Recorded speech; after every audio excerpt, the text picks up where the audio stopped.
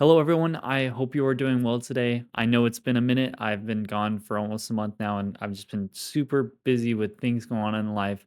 But besides that, I'm back, and I'm excited to continue the grind a little bit more. But I just really wanted to hop on today to talk about the pros and cons of realism in Star Citizen, and why the most realistic decisions for the game aren't always the best decisions. Besides that, though, I'm Kicker. Thank you for being here, and let's talk about some Star Citizen. First off, I wanted to kind of define realism. The way I describe it in video games is simply portraying something as it would be in real life. This goes for almost anything in games, and Star Citizen has plenty of realistic and unrealistic traits. These traits are the key to balancing the game from a tedious, boring experience to a fun and enjoyable game. Now, let's talk about the need for balance between realistic and unrealistic factors in Star Citizen. So, one of the things I notice within many community posts on socials is often the complaints about parts of the game feeling tedious or boring due to the physicalized and realistic nature of how you interact with things in the verse. One example of this, and one of the most heated topics, is the physicalization of cargo loading. It is undeniable that making players physically load and unload their own cargo has increased the overall time spent doing cargo trading. Yes, for some players who aren't or weren't expecting these changes, this could have been a more frustrating transition. Though, given that CIG wants to make diversity a more physicalized environment, these changes were only a matter of time. This is where the realism aspect is a bit of a debate. Yes, unloading and loading cargo is a more realistic take that will take up much more time than before, but does it add to the gameplay at all? Without a doubt, I do believe it does. See, before you added this realistic cargo system in, players were able to fill up any size ship in the blink of an eye. Was this an easy and great way for making big money in a short period of time? Absolutely. But there was a lack of balance due to there being almost no restrictions in the gameplay loop. So, when physicalized cargo was added, it almost automatically helped balance the system. I know some players want to fill up a Hercules by themselves, but when you're trying to load a ship designed for a massive load of cargo, it's going to generally take you a bit of time. This by itself emphasizes group play. Yes, you might not want to take that long to load a ship, but that's also why there are smaller ships designed for solo and smaller crews. CIG also added an auto load feature that removes the loading stage. Though it does cost a decent bit of money, it allows part of the process to be assisted if you lack the resources or time to load your ship. The overall example of changing the cargo system to be a more physicalized and realistic one is a positive change, in my opinion. It is a solid blend that creates balance and allows for more considerations like what ship size you have and if you have the time or resources to load your ship. I know that this is still a debated topic, but it's important that you remember this is an ongoing development. Though this feature can feel tedious and frustrating, we are still waiting on many other systems and mechanics that will impact the way the cargo system works. We're going to talk about this a little bit more towards the end, but now I want to move on to the example of realism that is awesome but seriously affects how the game performs. This feature would be persistence. One of the coolest features added in the past few years also lands itself as one of the most painful features. Long term persistence has always been an awesome concept. The idea of stumbling upon the remains of previous dogfights or even just finding loot in random abandoned ships creates an awesome level of immersion. So, why does this feature create so many issues? The answer is server degradation. We all know that server degradation is not solely caused by persistent entity streaming, but it certainly has gotten worse since this was implemented. Yes, it is absolutely realistic to have everything that is physical persist within an environment, but is it worth it for the pain that it induces on the servers? In recent times, CIG has been implementing cleanup features to help with these issues, but it still clearly affects aspects of the game. Many points of interest become graveyards for abandoned ships, and contested zone and PvE areas seemingly have hundreds of bodies laying around. That's also not even mentioning the issue of medical gowns and water bottles littering landing zones. Yes, it is a very cool feature that can create immersive, exciting moments, but the system still needs optimizations and a better cleanup outline to function more efficiently. And even though it is realistic to have things persist, it's also very realistic to throw things away and clean up areas when they're not being used.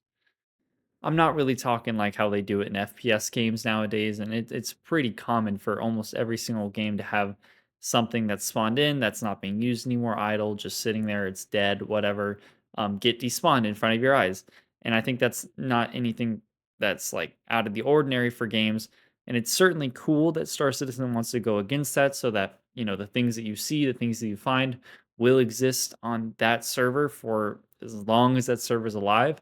But it clearly causes some issues. So I do think that things like dynamic server meshing will really help improve this.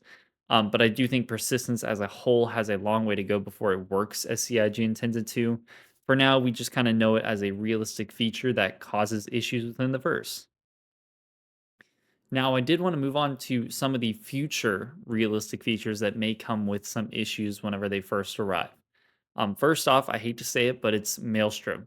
This is one of my most hyped upcoming systems, but it definitely has its own set of concerns. The initial concern I have comes with persistence and server health. With such a dynamic system, how will this not only affect the servers, but also persistence? When a ship breaks apart, will every small piece that fell off that ship persist, or will it despawn after a short period of time? A similar question has to be asked about destructible objects and buildings as well.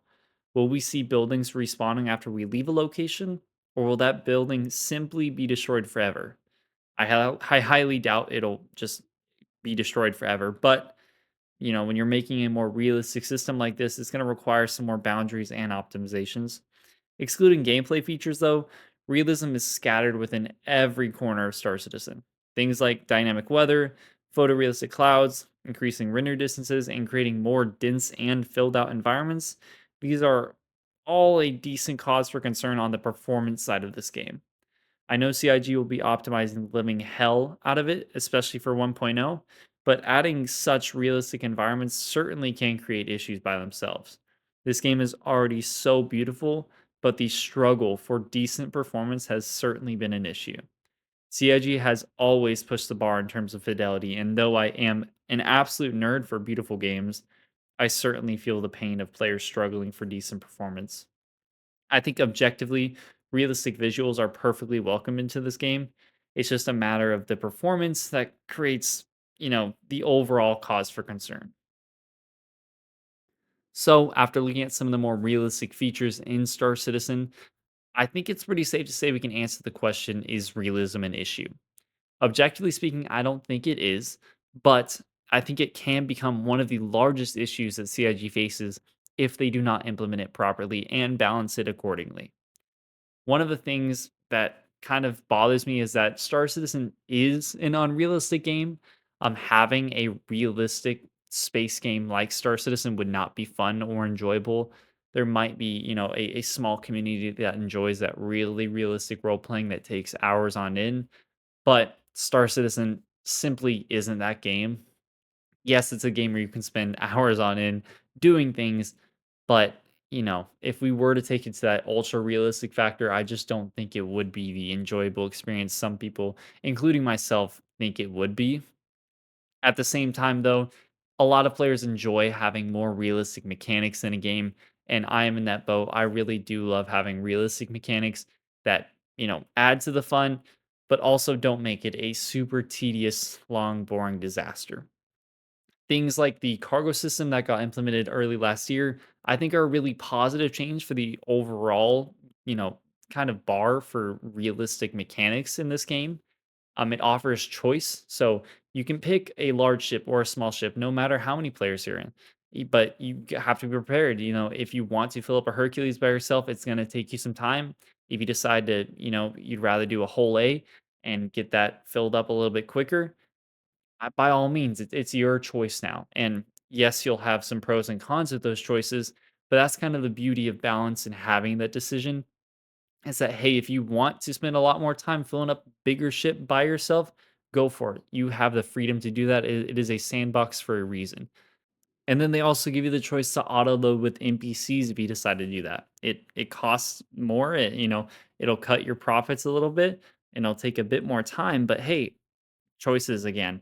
I love that they're giving more choices, but at the same time, not every feature and mechanic in this game have those choices that are really engaging and fun yet. So, it's just a matter of time until they start balancing these things and making it a more filled out experience that's more fun. Ending with that though, I want to say thank you for being here. Thank you for watching. I really do appreciate if you made it this far. I do want to hear from you. What are the realistic mechanics that you like or don't like in this game? I know that there's a ton of opinions out there about all the different mechanics and features. I would love to debate with you, talk with you, agree with you, whatever it is. I would just love to hear your opinion in the comments. Besides that, though, again, I appreciate you watching. I know it's been a while since I've been able to post. I know this isn't the longest video, not the most in depth video, but I just wanted to get something out there, get a little discussion on something in Star Citizen right now. It's been pretty quiet over the past month because they've been on break. And, there's not a ton to talk about right now. So, getting into the new year, I think we'll have a bit more information. I have a few more videos lined up after this that I'm gonna get started on pretty soon here. But besides that, again, I would love to hear from you in the comments, talk with you, anything really. I just love talking Star Citizen with you guys. Besides that, though, again, thank you so much for watching. I will see you in the next video. Thank you so much.